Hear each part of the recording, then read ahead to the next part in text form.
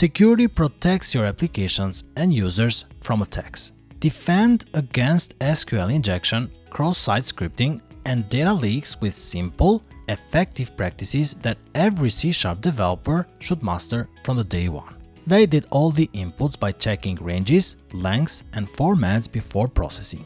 Use parameterized queries to prevent SQL injection attacks where malicious input could execute unintended database commands. Secure secrets by storing them in environment variables or cloud key vault services instead of hardcoding strings in source code. Encrypt sensitive data at rest and in transit.